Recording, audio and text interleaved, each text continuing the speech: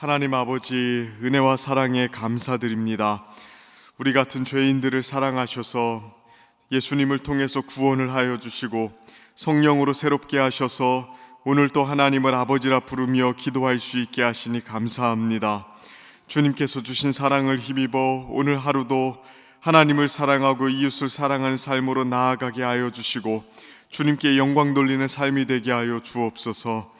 오늘 또 이 새벽을 깨워 주님 앞에 머리 숙여 기도하는 주의 백성들을 기억하여 주옵소서. 인생의 많은 어려움과 연약함 속에서 주께 간구할 때 아버지의 사랑으로 우리의 마음을 채워주사 주를 더욱더 신뢰할 수 있게 하시고 우리 삶 속에 역사하사 주님의 선한 뜻을 이루심을 보게 하여 주옵소서. 가정과 일터와 또 우리의 자녀들을 붙들어 주셔서 우리가 평안과 기쁨 가운데 주를 바라보며 살아가게 하여 주옵소서. 평안 중에 있는 성도들을 또한 기억하여 주옵소서. 저들이 고통 속에 부르짖을 때에 응답하여 주시고 치료의 모든 과정 속에서 회복해 하시는 은혜를 경험하게 하여 주옵소서.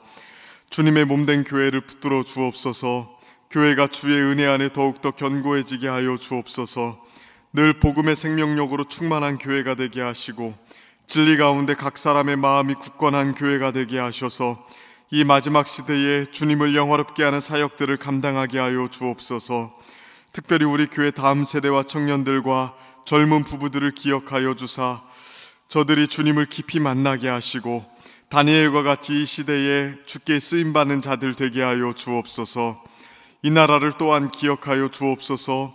혼란스러운 정치적 경제적 상황 속에서 주님의 위로와 긍휼을 바라오니 우리를 불쌍히 여겨 주옵소서. 특별히 6월 3일 대통령 선거를 앞두고 있습니다. 주님을 경외하고 선함과 공의를 따르며 주 앞에 올바르게 선자가 세워지게 하셔서 우리가 회복의 길로 나아가게 하여 주옵소서. 오늘 또 우리에게 말씀 주시니 감사합니다. 창세기 말씀을 통하여 주님의 역사하심을 묵상할 때에 우리의 마음에 감사와 기쁨이 넘치게 하여 주옵소서. 모든 것에 감사드리며 예수님의 이름으로 기도드립니다. 아멘.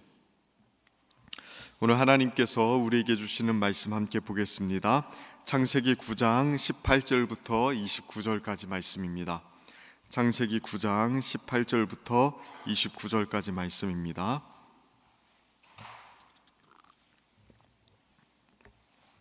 찾으셨으면 우리 한 절씩 교독하겠습니다.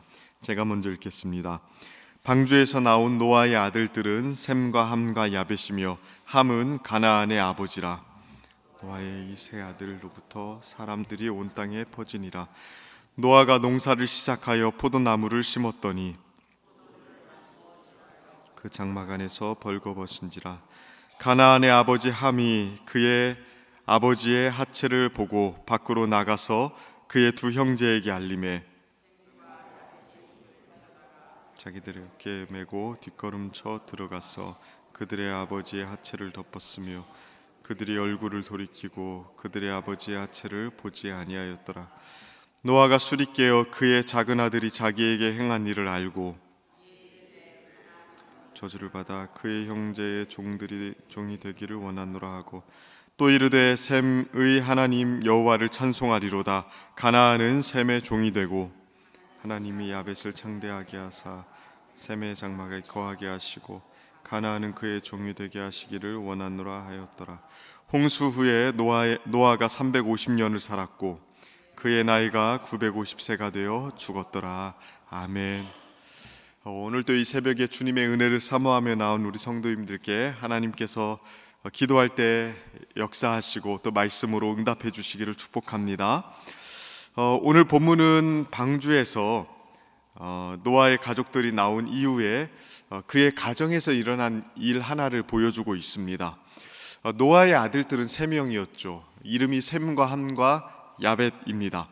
19절 말씀은 노아의 이 세 아들로부터 온 사람들이 온 땅에 퍼졌다고 이야기하죠. 그러니까 모든 사람들이 홍수로 인해서 죽었고 이 사람들만이 남았기 때문에 이제 노아의 자손들을 통해서 새로운 시작이 열리고 재창조의 역사가 시작되는 것입니다. 우리는 이 부분만 보면 이제 다시 진짜 시작해 볼 수 있겠구나라는 기대감을 가질 수 있습니다. 아담의 타락으로 인해서 망가진 모든 것을 하나님께서 심판으로 청산하셨습니다. 그렇기 때문에 이제 새로운 터전 위에서 하나님이 원하셨던 바로 그 세상의 모습을 다시 건설할 수 있겠구나, 이런 기대감을 가질 수 있는 것이죠. 그러나 오늘 본문이 들려주는 이야기는 그런 기대를 싹 사라지게 만듭니다. 어떤 일이 있었습니까? 먼저 20절하고 21절에 보면 이렇게 이야기합니다. 노아가 농사를 시작하여 포도나무를 심었더니 포도주를 마시고 취하여 그 장막 안에서 벌거벗은지라. 노아는 홍수로 인해서 황폐화된 땅에 포도 농사를 시작했습니다. 근데 본문을 보니까 그 포도 수확을 가지고 포도주를 만들었고요, 그것을 마시고 취하였다고 이야기합니다. 그리고 이 취기로 인해서 벌거벗었다라고 표현을 하고 있습니다. 사람들마다 이 본문을 보는 관점이 조금 다를 수 있겠지만 이 장면은 결코 긍정적인 뉘앙스로 쓰여진 장면은 아닌 것 같습니다. 술에 대해서 성경은 다양한 이야기를 하고 있다 하더라도 적어도 술에 취해서 이렇게 누워있는 상황은 창세기에서는 긍정적인 뉘앙스로 쓰이지 않았습니다. 대표적으로 술에 취해서 실수한 사람이 누가 있습니까? 창세기에 보면 야곱이 있죠. 그의 결혼식 날 만취해서 자기 신부의 얼굴을 제대로 못 알아보고 속아서 라헬의 언니였던 레아와 첫날 밤을 보내게 됩니다. 그러니까 이런 걸 비추어 봤을 때 노아가 술 취한 장면도 긍정적으로 해석할 수가 없습니다. 더군다나 벌거벗었다라고 이야기하지 않습니까? 이 모습은 에덴 동산에서 죄를 짓고 난 후에 아담과 하와를 좀 생각나게 만들죠. 아담과 하와가 선악을 알게 하는 나무의 열매를 먹고 나서 그들이 벌거벗었음을 깨달았다고 이야기합니다. 그러니까 자신의 모습을 수치스러워하기 시작했습니다. 그러니까 벌거벗음은 죄와 수치의 상징적인 모습이죠. 그러니까 포도주를 먹고 벌거벗은 노아의 모습이 결코 좋은 모습은 아니라는 것입니다. 아담과 하와가 지은 그 원죄를 아른거리게 만드는 그런 모습으로 지금 노아가 있습니다. 뿐만 아니죠. 오늘 본문은 노아의 죽음에 대해서까지도 이야기합니다. 28절 29절에 보면 이렇게 이야기합니다. 홍수 후에 노아가 350년을 살았고 그의 나이가 950세가 되어 죽었더라. 창세기에서 노아가 처음 등장하는 장면을 여러분들은 기억하십니까? 굉장히 이상적인 사람으로 등장을 했습니다. 6장에 보면 이렇게 표현을 했습니다. 이것이 노아의 족보니라. 노아는 의인이요 당대의 완전한 자라. 그는 하나님과 동행하였으며. 노아는 당대의 의인이었습니다. 하나님과 동행한 사람이었죠.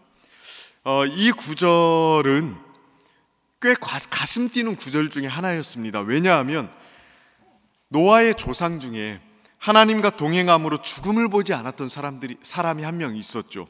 에녹이었습니다. 창세기 6장에서 노아가 소개되기 바로 직전에 5장을 보면 그 에녹 이야기가 나옵니다. 창세기 5장에서 에녹이 등장하는 맥락을 보면 굉장히 절망적이었어요. 누가 누구를 낳고 몇 살을 살다 죽었더라. 이걸로 끝을 맺는 족보가 계속 등장을 하다가 에녹이 등장하죠. 에녹은 하나님과 동행했습니다. 그리고 죽지 않았습니다. 노아도 하나님과 동행한 사람이었죠.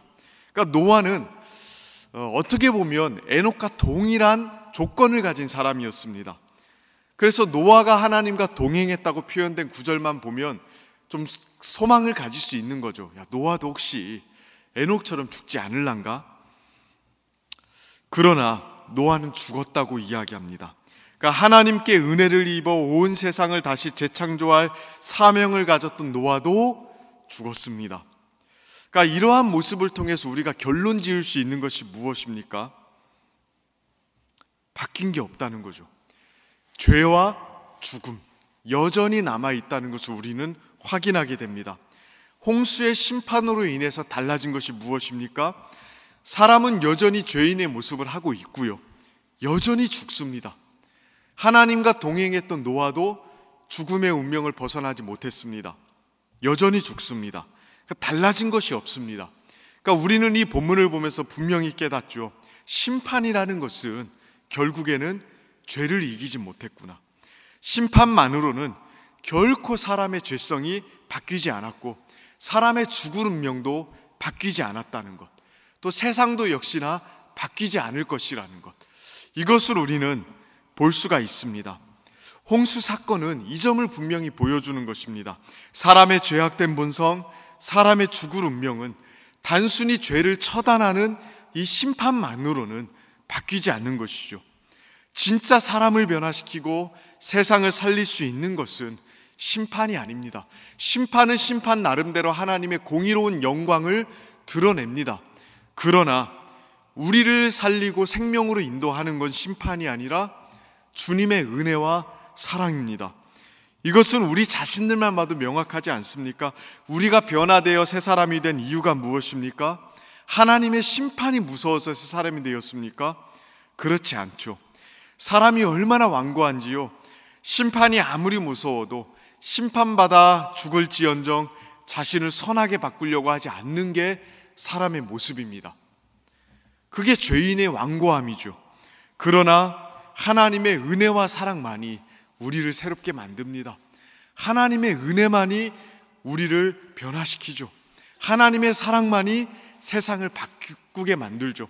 그래서 성경은 이렇게 이야기하지 않습니까? 하나님이 세상을 이처럼 사랑하사 독생자를 주셨으니 이는 저를 믿는 자마다 멸망하지 않고 영생을 얻게 하려 하심이니라. 세상을 영생으로 인도할 수 있는 유일한 동력은 하나님의 사랑에 있습니다. 그러니까 우리가 이것을 기억해야 됩니다. 사람은요, 심판과 처단으로 바뀌지 않습니다. 진짜 안 바뀌더라고요. 사랑으로, 은혜로, 하나님의 은혜로, 하나님의 사랑으로 변화됩니다. 그게 지금 우리들의 모습 아닙니까? 그래서 오늘 본문에서는 다시 구원의 새로운 전망을 여는 장면을 보여주고 있습니다. 바로 노아의 세 아들들의 운명을 통해서 그거를 보여주고 있는데요. 노아가 술 취해서 벌거벗고 잠들었을 때 어떤 일이 일어났는지 성경은 이야기해주고 있습니다. 노아의 아들 중 하나였던 함이 아버지의 하체를 보았다고 이야기합니다.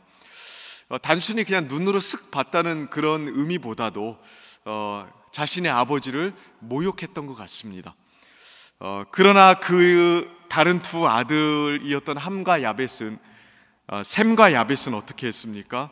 성경은 그들의 구체적인 행동을 꽤나 디테일하게 묘사하고 있습니다. 옷을 가져다가 뒷걸음쳐 들어가서 그들의 아버지의 하체를 보지 않으려고 얼굴을 돌이키면서 아버지를 덮어주었다고 이야기하죠. 이 사건을 알게 된 노아가 자신의 아들들에 대한 예언을 하기 시작합니다.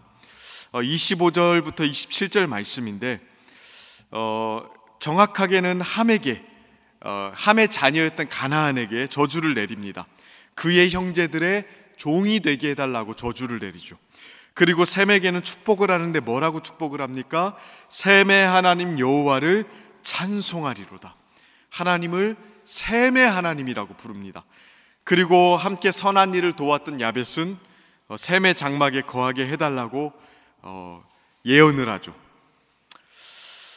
심판으로 인해서 달라지지 않았던 인류가 이제 구체적인 구원의 길로 나아가게 될 수 있도록 예언을 하시는 겁니다.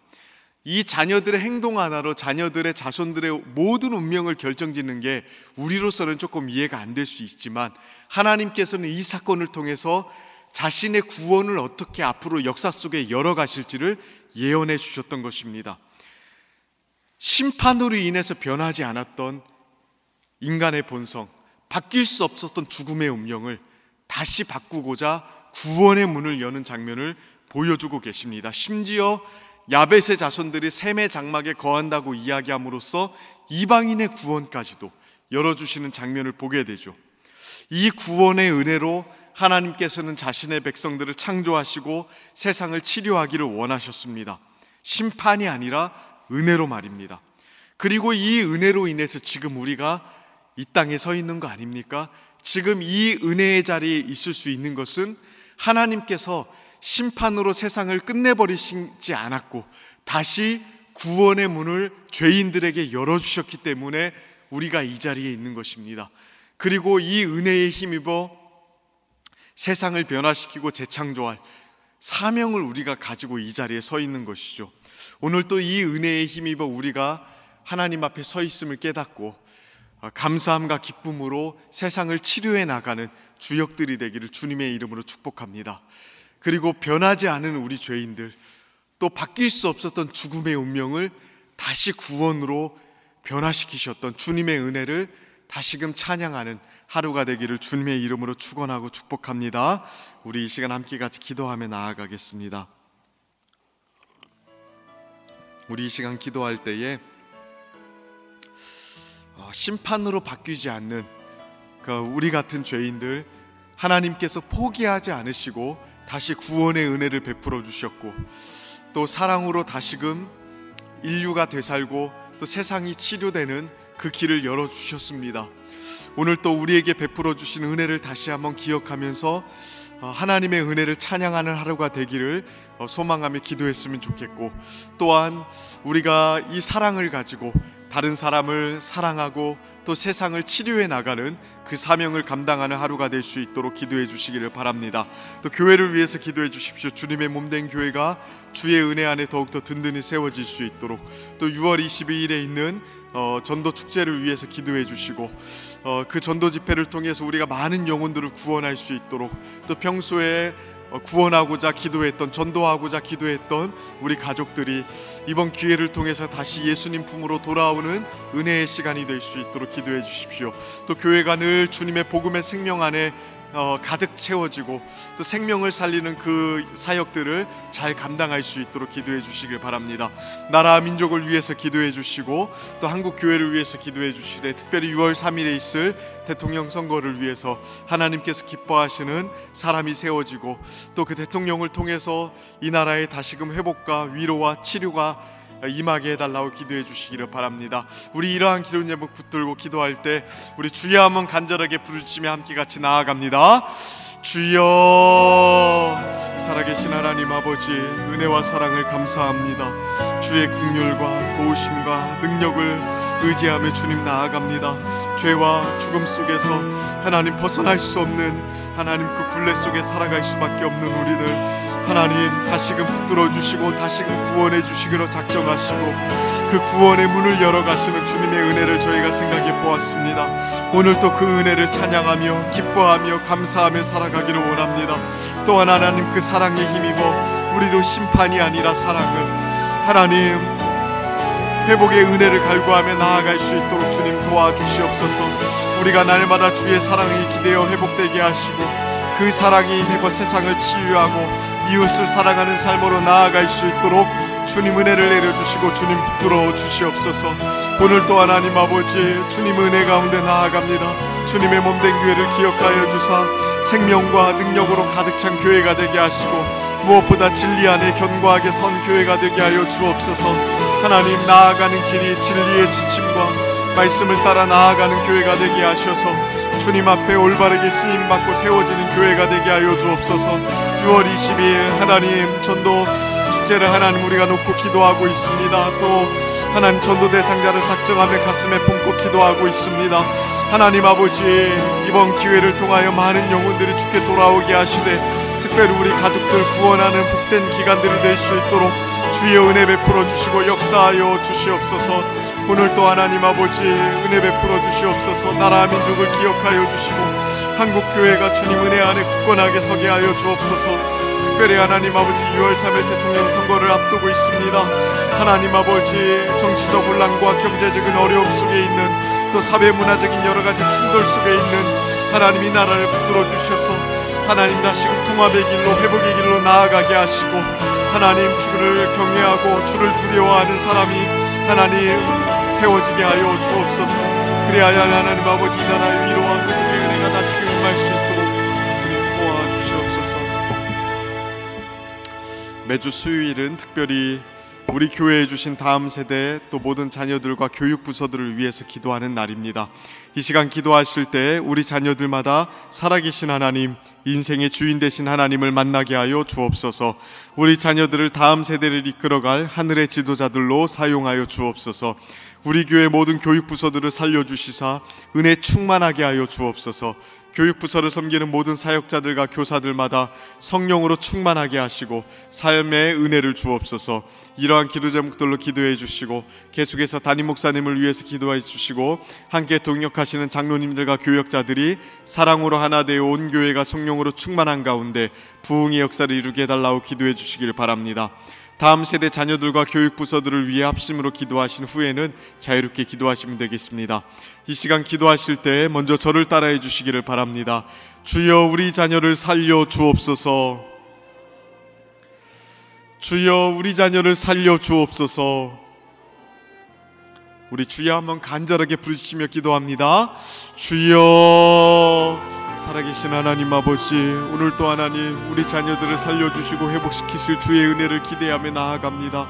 하나님 아버지, 우리 자녀들마다 살아계신 하나님, 인생의 주인 되신 하나님을